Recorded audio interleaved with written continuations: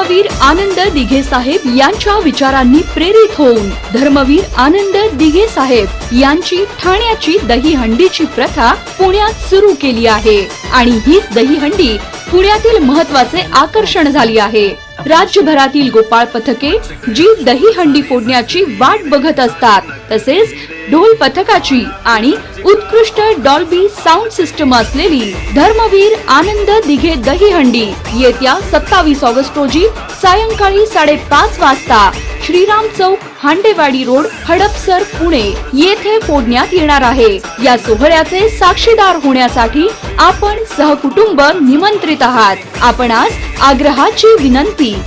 निमंत्रक प्रखर हिंदुत्ववादी प्रमोद नाना भानगिरे, शिवसेना शहर प्रमुख, पुणे।